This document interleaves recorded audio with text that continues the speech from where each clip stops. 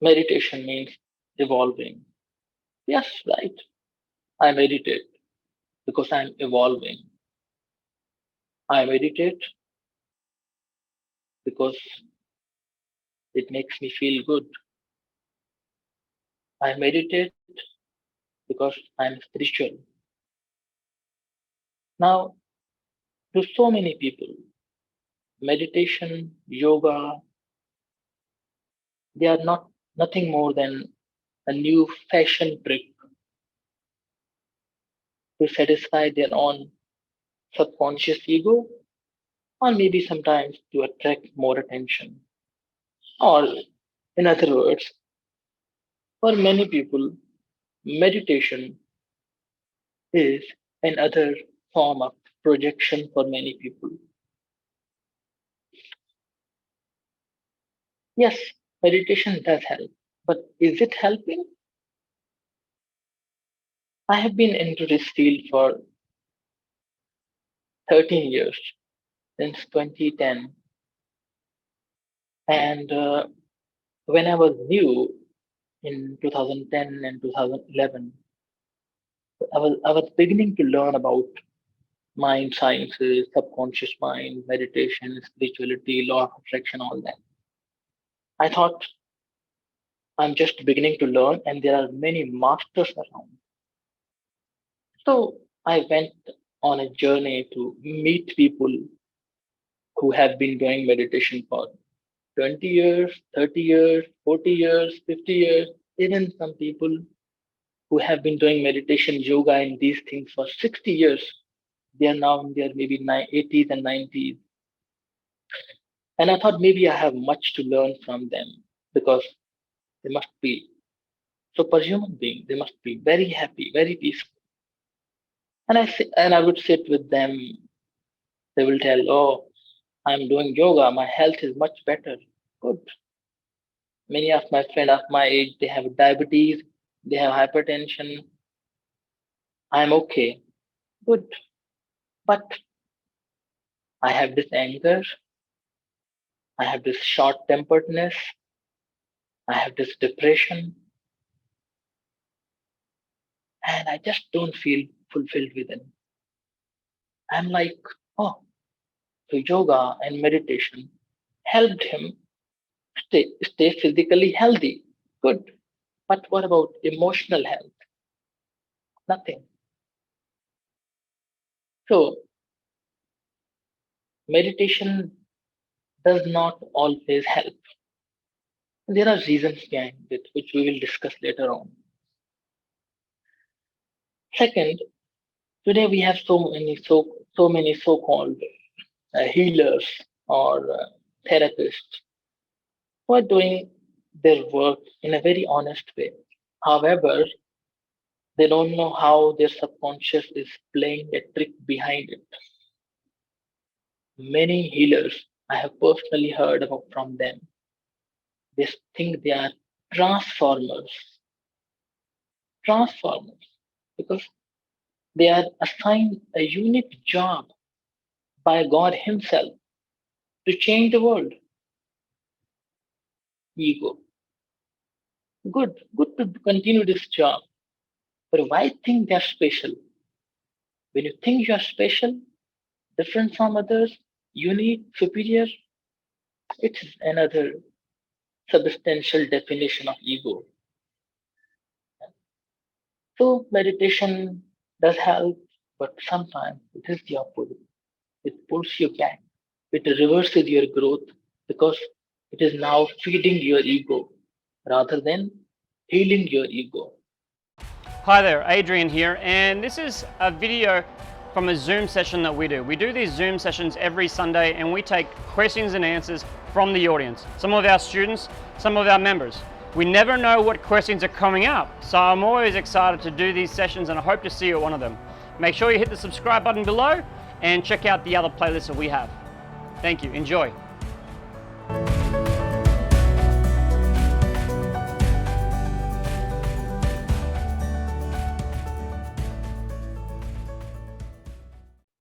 So Preet helped me a lot way back. I'm talking like 10 years back. And the first time he gave me a coaching session, I won't forget it. And he said something about a woman, and I'm like, no, nothing. And he kept going, and he kept like going down deeper and deeper on who is this woman. And then suddenly I hit this level, and I found what it was. And you know, had a couple of waves of emotions come over me, and with these emotions came a big fur ball in my throat. And we finished the call, and about half an hour later, my throat was still sore, and then this kind of fur ball came out, and then it was my voice was a bit crispy for another hour or two, and then it was like, whoa. Whatever it was, it came out, you know, and the energy, you know, it was the energy that came out and was released. So that was 10 years ago. So we've been buddies ever since then. And obviously I'm like, all right. And he really opened up my eyes to unconscious, or you might call spiritual aspects, where I don't know what's happening, but I know something is. So relax, surrender. And another thing you really helped me with was surrender, because I'm like, yeah, I'm surrendering. Yeah. I'm surrendering. Yeah, I'm surrendering. Yeah, I've surrendered. And a couple of people have said it. And a local priest, I spoke with a local priest. I had a few friends that are priests, and the priest said, Adrian, you haven't surrendered. I'm like, how do you know I haven't surrendered? What are you even talking about? But for those that know me, I'm ex-military. So my whole body had a thing against surrendering, because I can, you know, military don't surrender. So I had a thing against it. Then in a session with Preet, I learned what surrendering was or is on an experiential level. And on that experiential level of surrendering, oh, the sky's clear up. And ever since then, okay, I can surrender. Yeah. That triggers me a little, Adrian, because I have the same thing with the word giving in. Yeah. And giving in and acceptance is so closely aligned. And it's so easy to have barriers against those words, and not many people pick it up. Now, we're going to move into it gradually as a few people come in. So Dr. Preet is a full GP. He's been a practitioner for a long time. He's worked with AusAid and a few other places over in India and in Pakistan. But he's got a great passion for the mind and a holistic health. So it's a great pleasure to have you here today, Preet. Thank you for coming and sharing with us all. Thank you, Adrian. And thank you, everyone, for joining. Preet, how long have you been learning or curious about, you know, these spiritual things? Yeah. You know, we have been told that spirituality and materialism are two different things. That's the basic fundamental problem that we are conditioned with since childhood. No matter which religion we belong to, no matter which country we come from. But the fact is, spirituality is hidden within matter. It is just like you cannot separate magnetic field from a magnet. They are same. The spirit, the formless, is like a thread in this fabric.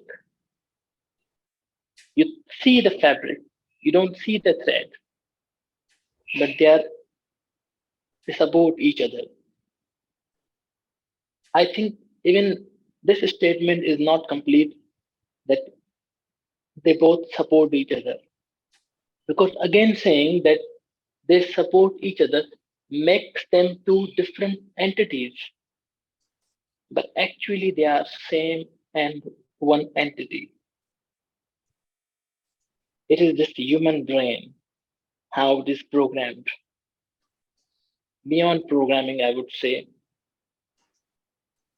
this brain has a potentiality, and only some parts are firing neurons, blood is flowing properly, while in most of the parts, they are almost dormant. Now, this reality right in front of me, how do I see it? It is easy to say that I see it objectively, but I am seeing it only subjectively. I see Adrian's shirt is white. Everybody would agree that it is white and it is an objective answer.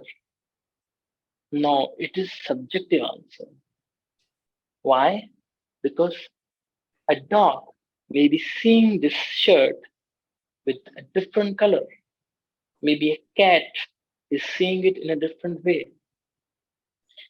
All humans will see it white because collective human unconscious makes it look like white. It is collective human unconscious, not the objective reality.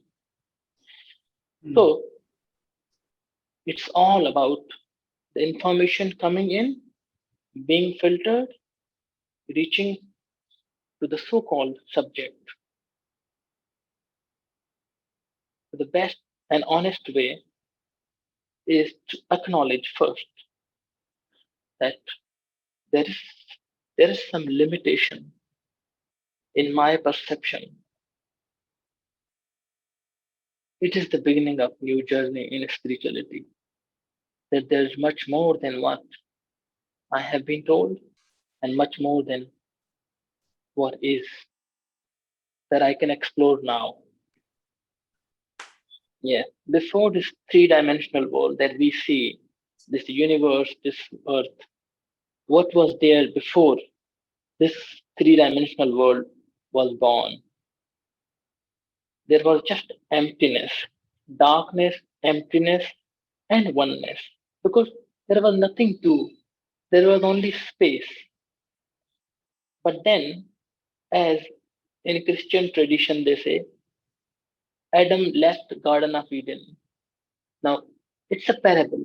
I don't think it has some historical fact. When Adam left the Garden of Eden, what happened to him? He fell from grace. He fell from grace into suffering, which humanity is going through now. Now, in the beginning, as the Darwin's theory goes, there was a cell. First, nothingness, then a cell. A cell was born. Maybe it was a fish, maybe amoeba, whatever. The cell divided, became a creature. Further divided, became many creatures. It kept evolving, evolving, evolving till monkeys, gorilla, chimpanzees, and as they say, human beings evolved from uh, this monkey family or gorilla family or chimpanzees. Now,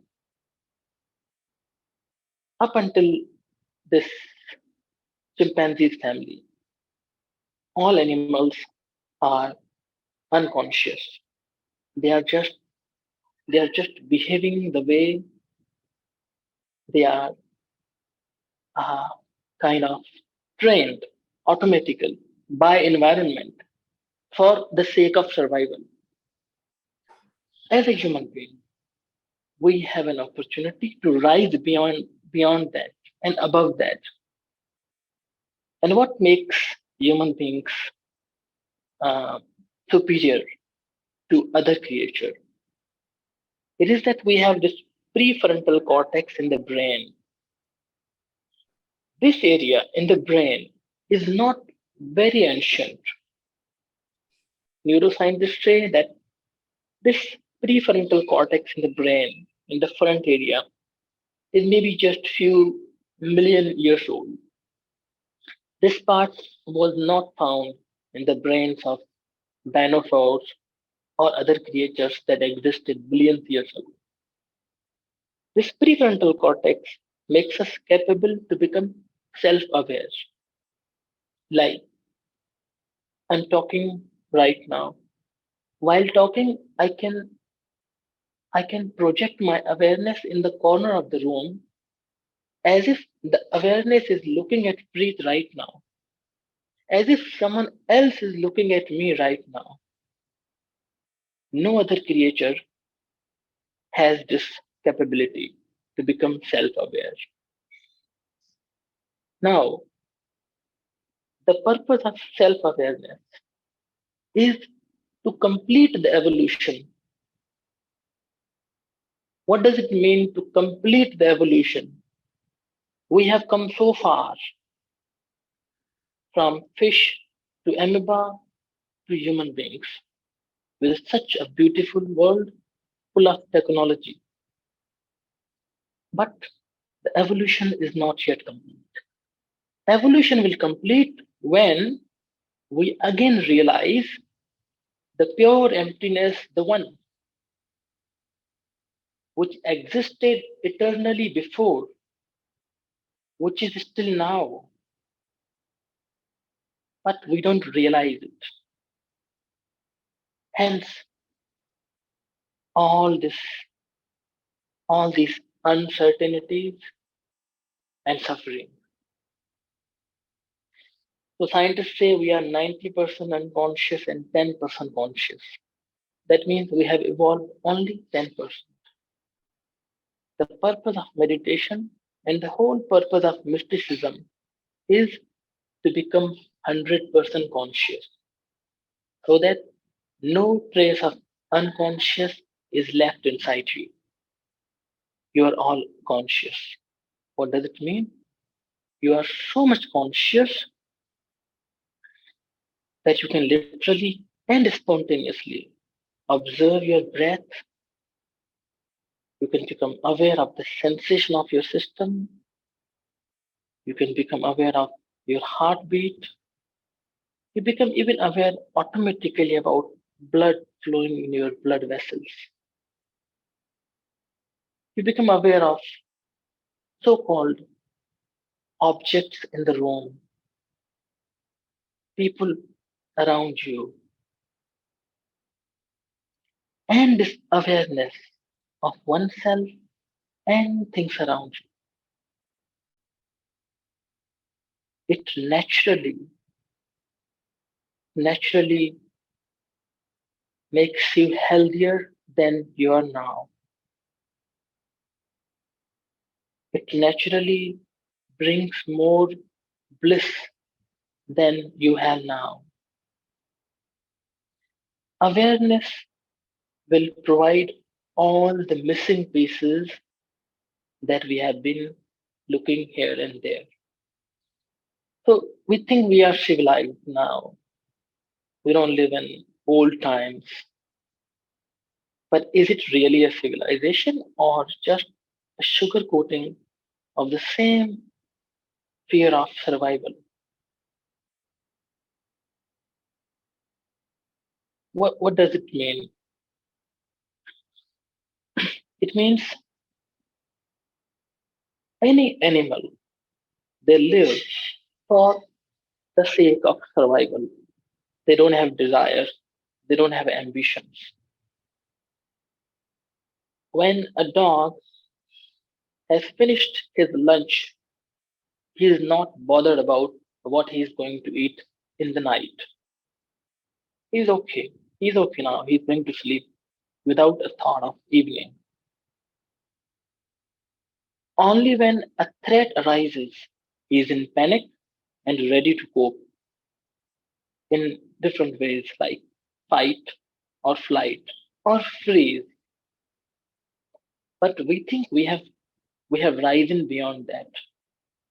It is not. We are still holding the same fear that every other living being is holding. The only difference is the 10% of consciousness that we have. We have sugar coated that 90%. We have sugar coated that 90% of fear in the form of fashion, society, houses, technology, fitness, education, transport, relationship, manners, etiquettes, religion. We have only sugar coated the same animal instinct in the name of so-called society. What does it mean? Anybody can raise a question like, but I love my father, I love my wife, I love my car. Okay, it appears that your love, your achievements are superior. They are beyond fear of survival. But if you analyze your own unconscious mind deeply, if you understand Sigmund Freud, if you understand Carl Gustav Jung, you will realize, oh, I want more money because the so-called more, it gives me a sense of connection. It makes me more attractive. So, how does the sense of connection and how does more attraction mean for me? More connection, more attraction means more security. What does more security means? More security means higher chances of survival. Money, everything. Look at what is hidden emotion behind any desire. It is fear, insecurity, guilt. We are just trying to hide the same emotional crap in one way or the other. We can call it escapism, we can call it running away. Carl Gustav Jung gives it different names like, Carl Gustav Jung was one of the pioneer in mainstream psychology. He was close to mysticism. Maybe if he had lived for a few more years, he would have turned into a Buddha because he was doing so much deep analysis of human consciousness. So Carl Gustav Jung says that you're hiding your suppressed emotions in the form of projection, in the form of denial, in the form of displacement. He gives three terms: denial, projection, and displacement. We always live in denial. If you're afraid, rather than acknowledging your fear, you will want to turn to music, shopping, driving, reading book, maybe an idea to create a new business.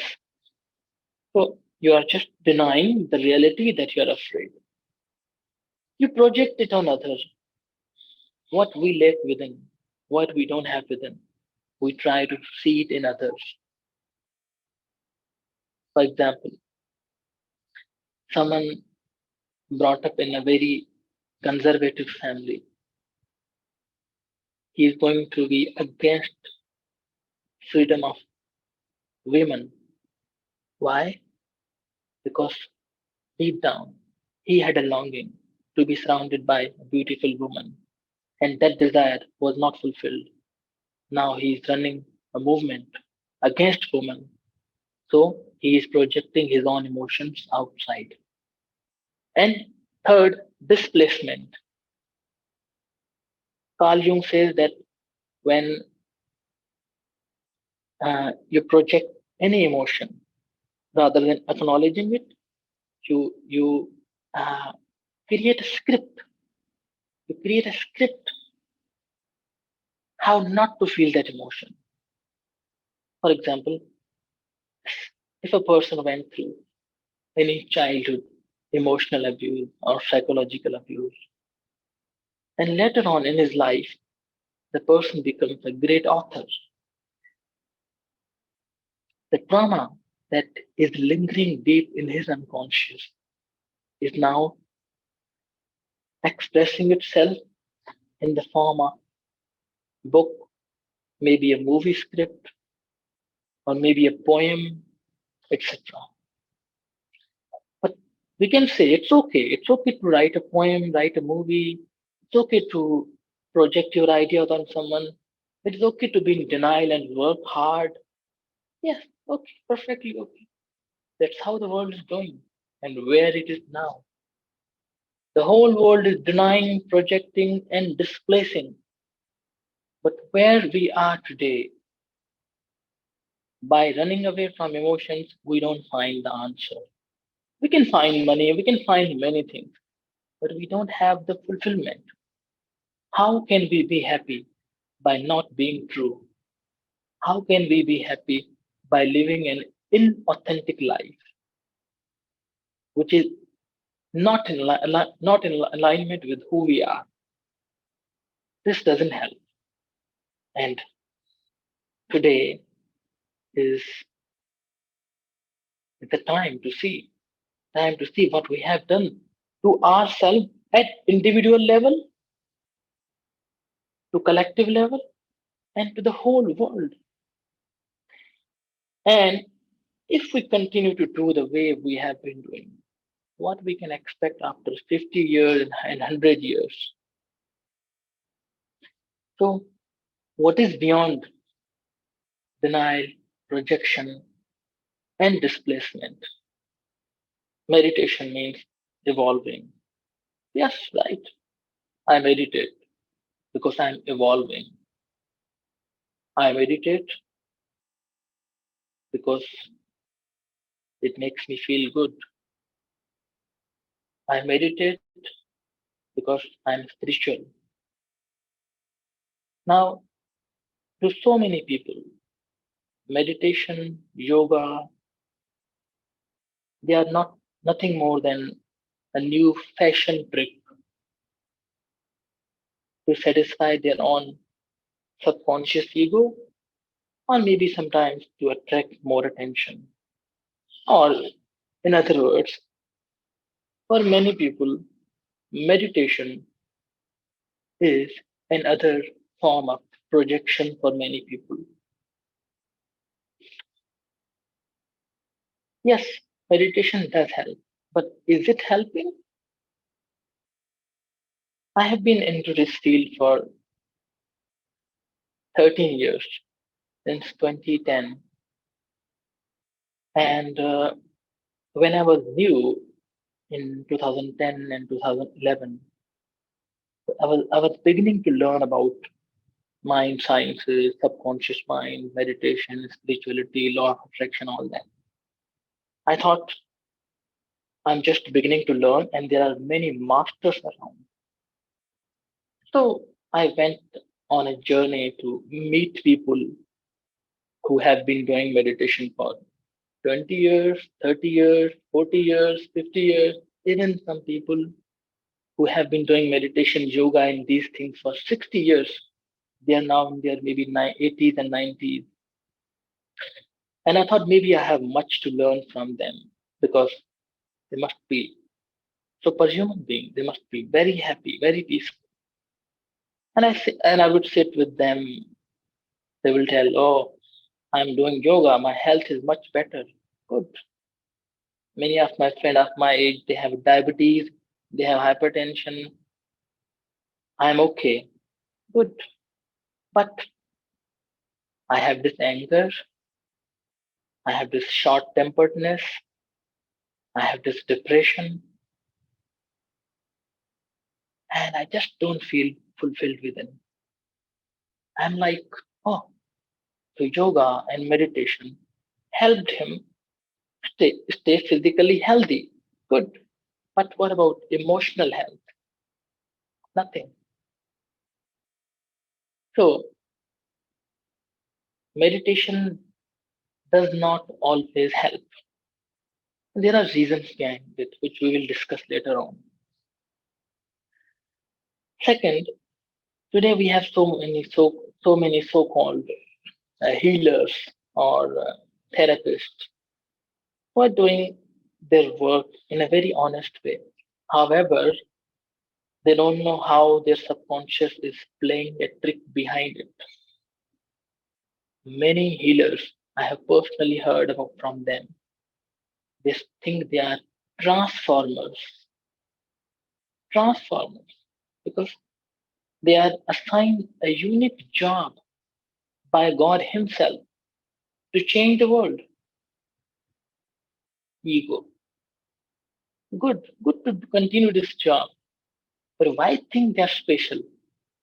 When you think you're special, different from others, unique, superior, it's another substantial definition of ego. So meditation does help, but sometimes it is the opposite. It pulls you back. It reverses your growth because it is now feeding your ego rather than healing your ego. Yeah. So the missing piece, I use both words, peace, Piece, and Peace. What we are really seeking and searching in the form of success. Well,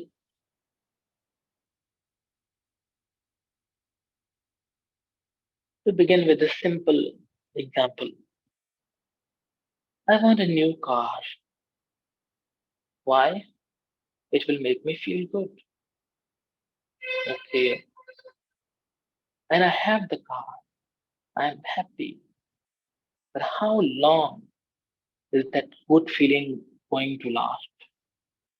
Maybe few weeks, maybe few months, and rarely for few years. Your mind echoes, your mind whispers, buy a new car. You will be happy. And you say, oh, yeah, sure. Let me try. Let me earn more money and buy the car. You follow the command of your mind. Good. Now, the whisper of your subconscious, the intention of that whisper is not wrong. It just does not know the right door. It just does not know the right remedy.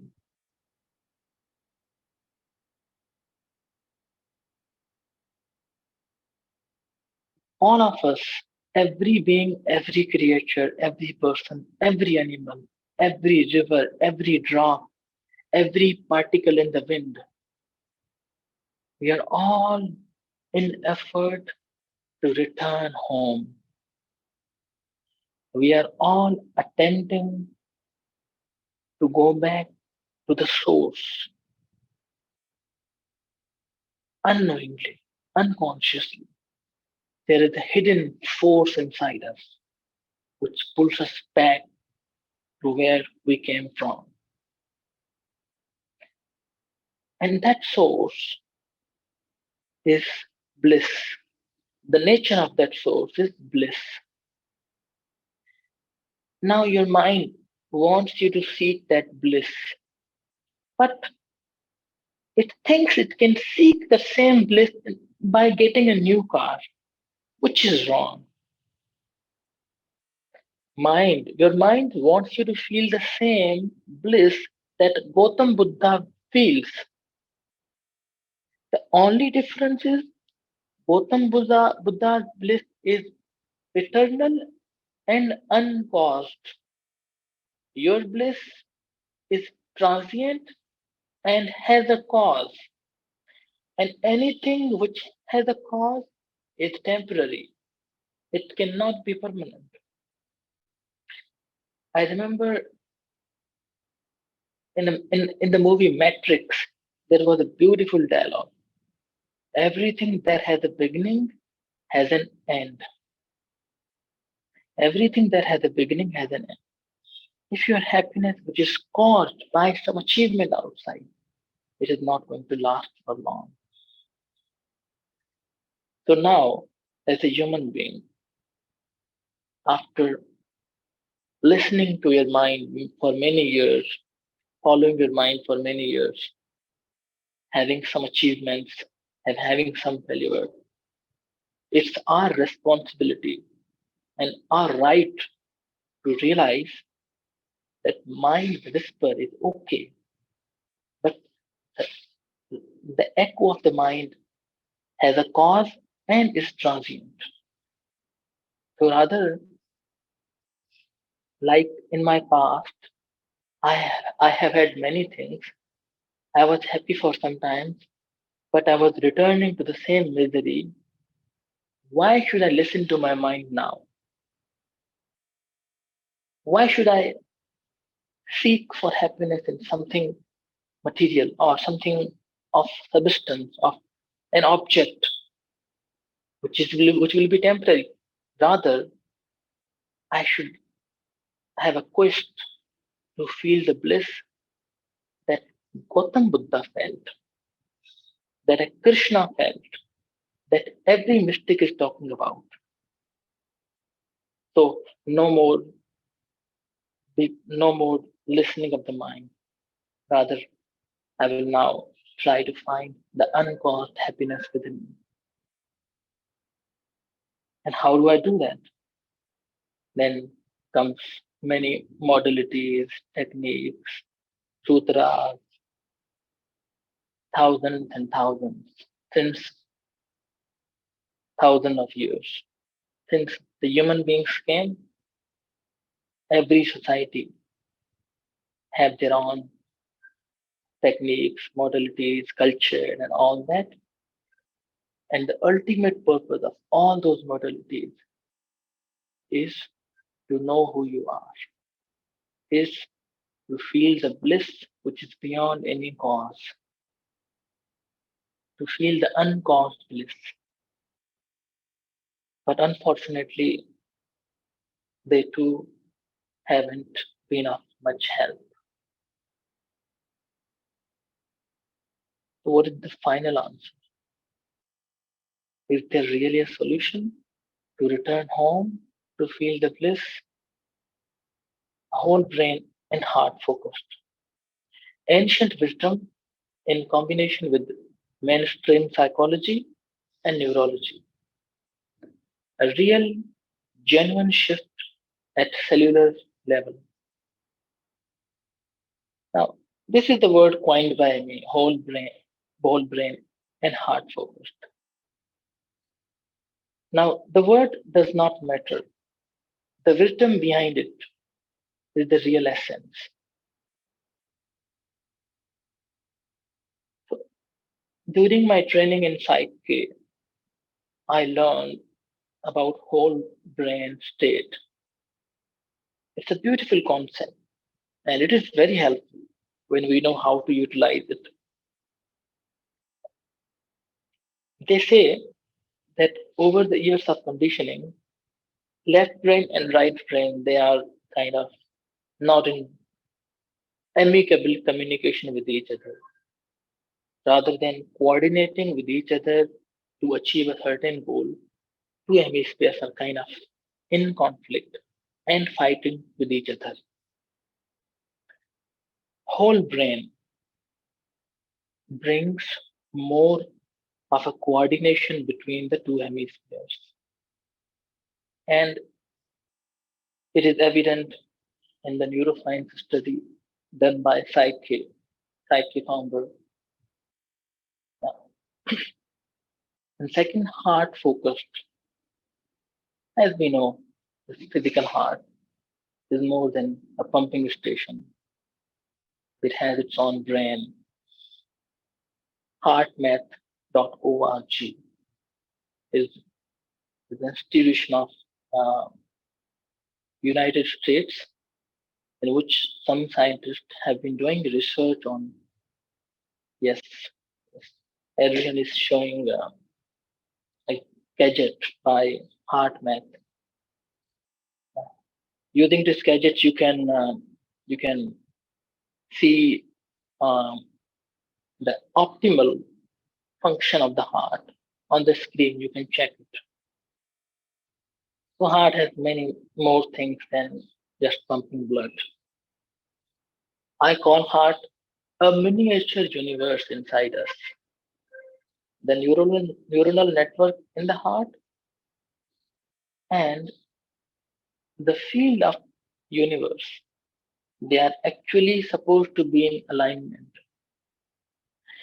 We know Schumann resonance, the frequency of Earth, and the resonance of heart. They are supposed to be functioning in alignment. However, again, due to all that wrong conditioning, there is some disconnection. Now, whole brain, the word does not matter, but the technique behind it matters. Now, what is this technique all about? This word is coined by me, but the technique is not coined by me. The technique is as old as universe itself. Now, as we started with unconscious emotions, all that we do is an effort to deny, project, or displace that emotion. But Carl Gustav Jung says that by that you are living with shadows. In this technique, I have learned that when we acknowledge emotions honestly, rather than running away, rather than fighting, I just accept, okay, I have anxiety, okay, I have anxiety. Let me be with this anxiety consciously. Okay, you adopt a whole brain position, you look at anxiety, where is it? Maybe your heart is beating faster, maybe you are perspiring, maybe you feel sensations in different parts, and there are associated fear. I will be fired, I will lose my girlfriend, I am insecure about future. When you become more aware consciously about the anxiety and whatever its texture and nature is, then that very consciousness is going to dissipate anxiety, is going to transform anxiety. I will repeat it in a different way. What you resist, it will persist. What you look into, it will disappear. And all our life we have been resisting, and the same thing is persisting. Now is the time to look into it so that it will disappear. Look into what? Look into emotions. Okay, I have a situation in which I feel a particular emotion. Now, forget the situation and work on the emotion. When you properly and appropriately manage to work on the emotion by following some principles of whole brain and heart focus, then the energy of that emotion is going to dissipate, and the same problematic situation is not going to appear a problem anymore to you. You will be indifferent, or you will be in acceptance of the situation, and it will make you more energetic, happier, more contented, more satisfied. And we have millions of emotions. I say millions, maybe there are billions because no one has counted, and no one can count, because it is not like physical anatomy that you can dissect and find, oh, this is bone, this is muscle. There are these number of fibers in this muscle. No, this is not physical anatomy. This is energy anatomy. You cannot, we don't have enough uh, gadgets or system to measure emotions. So we have millions of emotions. So we got to keep working on as many as possible. When we work on as many emotions as possible, then just like I told about anxiety. Many other emotions will be going to disappear from your life. You will be getting freedom from emotion. You won't be just changing them. You won't be just reprogramming them into some other emotion. You will not be changing the feeling from anxiety to confident. No, you are dissipating anxiety and you're not expecting confidence because it is already there within you. When you feel negative emotions, as many as possible in this way, all the good qualities that you want to cultivate from outside, they will be inborn inside you naturally. You want to become vegetarian because you think killing is not good.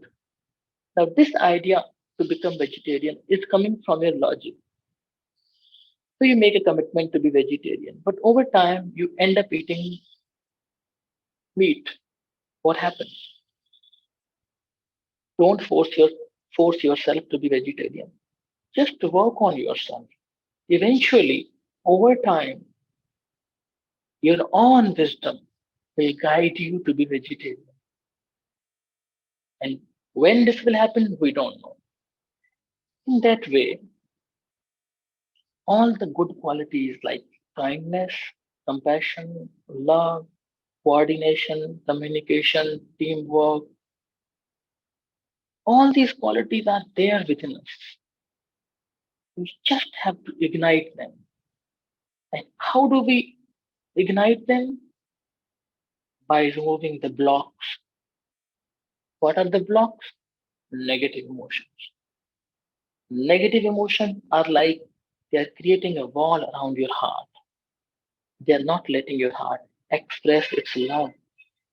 So when you work on your emotions, you are weakening the wall and eventually you are breaking the wall.